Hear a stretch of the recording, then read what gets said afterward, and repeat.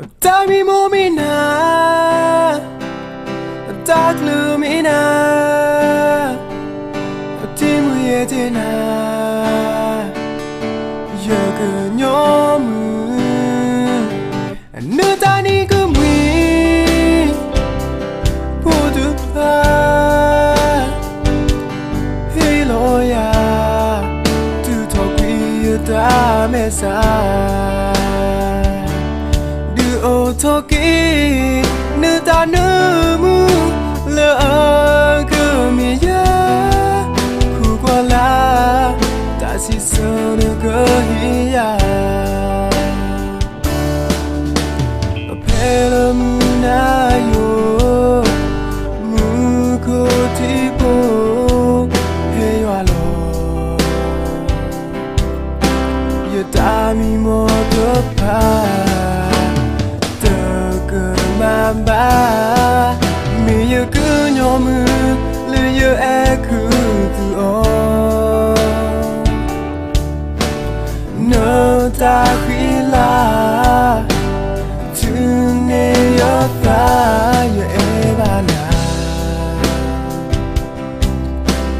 Mi wena loha, yu kunyomu po. Tahita mumohina tukumaba Utami momina takumina Timu yetena Yaganyomu Nutani kumwi Putupa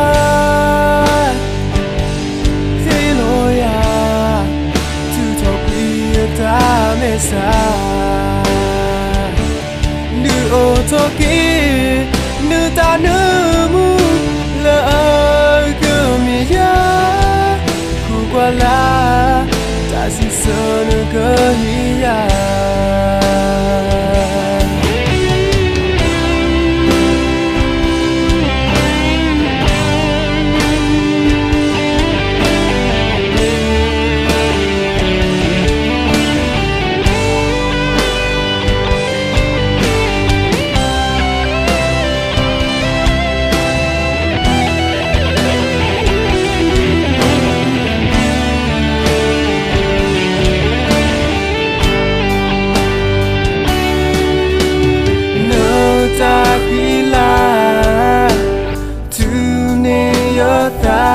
Ya ebana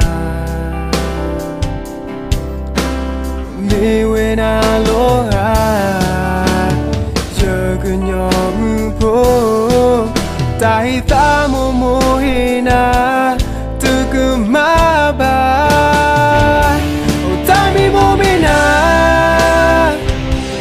Taklumina Timu yetena Yaganyomu Nutani kumwi Putupa Hiloya Tutokwi yudamesa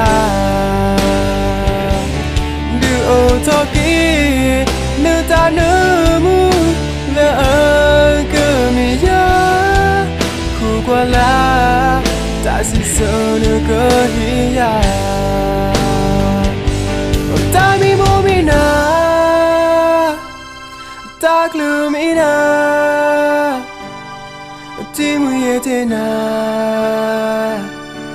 Yaganyomu Nutani kumwi Putupa Hiloya Tu tokwi yata mesa